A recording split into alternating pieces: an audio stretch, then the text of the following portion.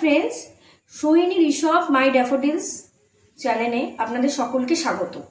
আজকে আমি আপনাদের সাথে একটি রেসিপি শেয়ার করব, যেভাবে আমি ছোলার ডাল করি সেটাই আপনাদের আজকে আমি দেখাবো।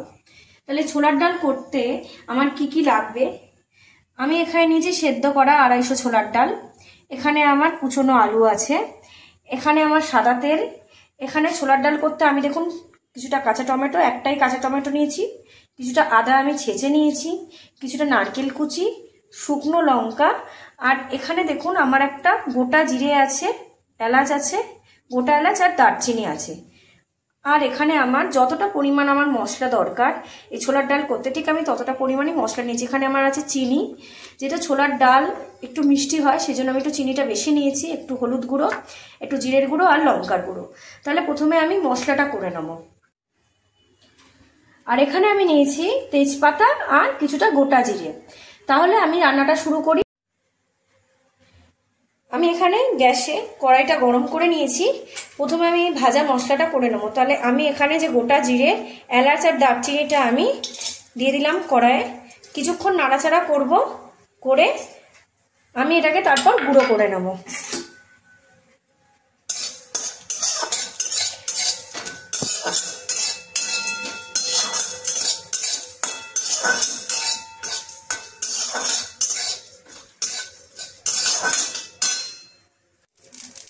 আচ্ছা, আমার এটা দেখুন হয়ে গেছে। এবার আমি এটাকে ছড়িয়ে রাখছি।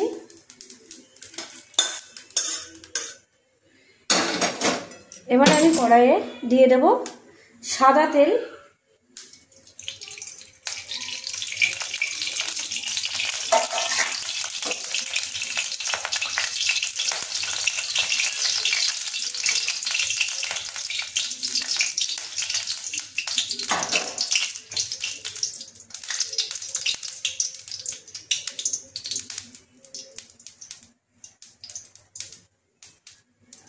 এবারে আমি দিয়ে দেবো জিরে,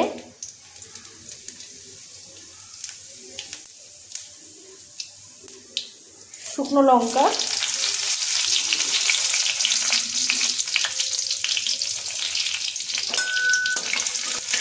জিরে আর শুকনো লঙ্কাটা ভাজা হয়ে যাওয়ার পর এবারে আমি দিয়ে দেবো নারকেল কুচি।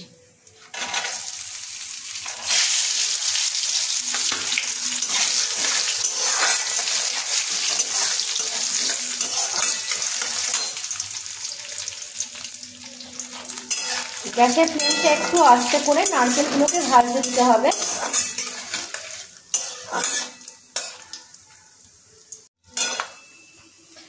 আপনাদের কাছে যদি নারকেল না থাকে আপনারা নারকেলটাকে স্কিপ করতে পারেন, আমার বাড়িতে ছিল তাই আমি নারকেলটা দিয়েছি। এবার আমি দিয়ে দেবো কুচনো আলুগুলো।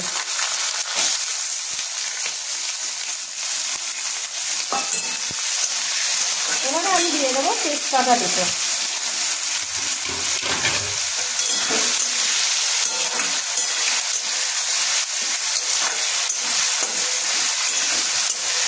তেজপাতাটা যদি প্রথমেই দিয়ে দেওয়া হয় তেজপাতাগুলো পুড়ে যায়, এটা তেজপাতার স্বাদটা আসে না ঠিক মতো। এবারে আমার আলুটাকে ভাজার জন্য দেখুন আমি এখানে সামান্য একটু চিনি দিয়ে দেবো যাতে আলুটা নরম হয়। সামান্য চিনি দিয়ে দিলাম,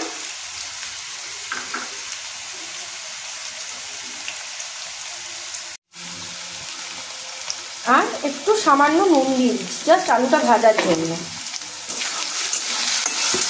নুনটা স্বাদ মতো, চিনি দিয়ে দিলে আলুটা খুব তাড়াতাড়ি নরম হয়ে যায়।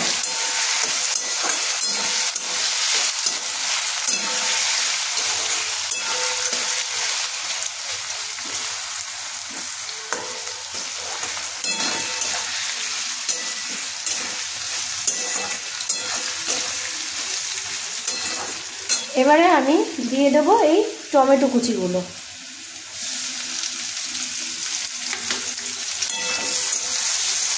এইভাবে যদি আপনারা ছোলার ডাল করেন অনুষ্ঠান বাড়ির মতনই ছোলার ডালটা খেতে হবে।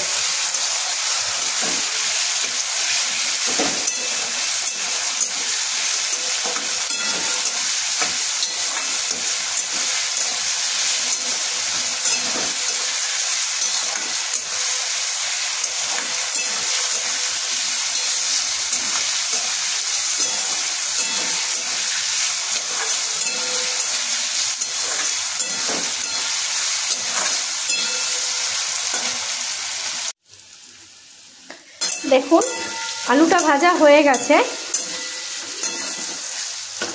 এবারে আমি এর মধ্যে দিয়ে দেব সেদ্ধ করা ছোলার ডালটা।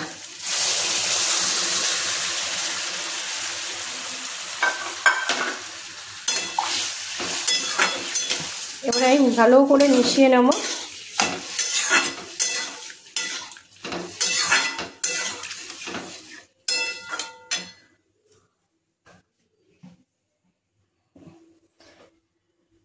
এবারে আমি এই যে আমি মশলাগুলো নিয়েছিলাম, এবারে আমি প্রতিটা মশলা পুরো মশলাটাই ঢেলে দেব।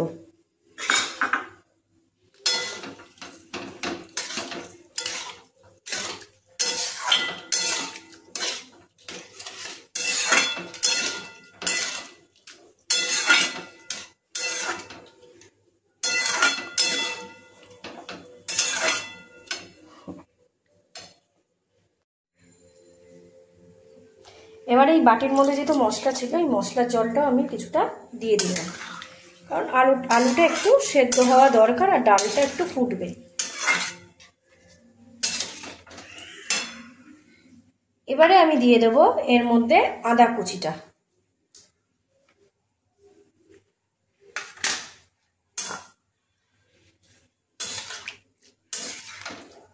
এই সময় গ্যাসের ফ্লেমটাকে জোরেই রাখবেন।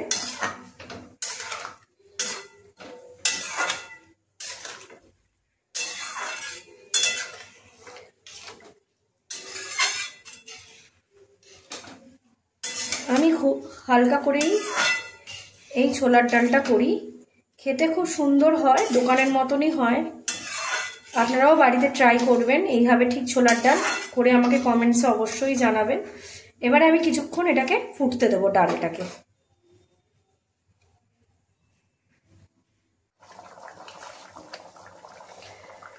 দেখুন আমার ঝোলটা ফুটে উঠেছে, ঠিক এই সময় আমি নুনটা দিয়ে দেবো।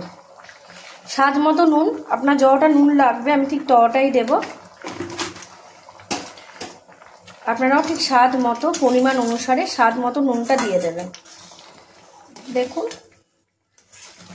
মিষ্টির দোকানে যেরকম খেতে লাগে ঠিক সেরকমই আপনারাও এরকমভাবে বানালে মিষ্টির দোকানের ছোলার ডালগুলো দেখবেন কচুরির সাথে যে ছোলার ডাল দেয় ওরকমই টেস্ট হয়।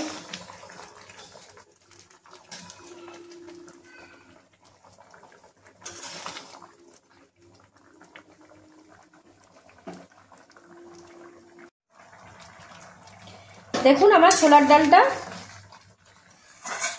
পুরো হয়ে গেছে। এবারে আমি এই যে মশলাটা করলাম, আমি গুঁড়ো করে নিয়েছি, এবারে এই মশলাটা আমি অল্প করে দিয়ে দেব।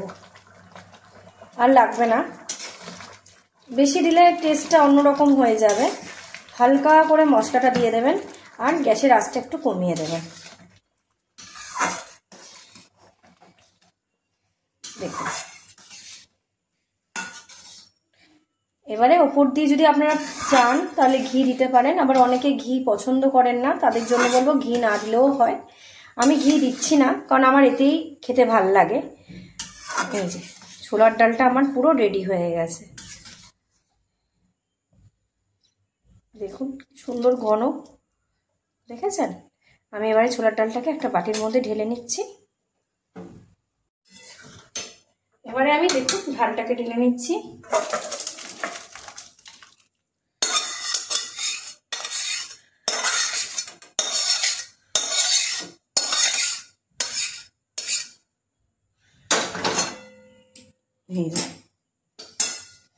আমার ডাল ছোলার ডাল রেডি। অবশ্যই আপনারা কমেন্টস করে জানাবেন, বাড়িতে তৈরি করবেন এইভাবেই আমি যেভাবে করলাম, করে কমেন্টস করে জানাবেন আপনাদের কেমন লাগলো। আর আমার চ্যানেল শৈলী ঋষভ মাই ড্যাফোডিলস চ্যানেলে অবশ্যই একটা সাবস্ক্রাইব করে দেবেন আর লাইক করে দেবেন। Thank you.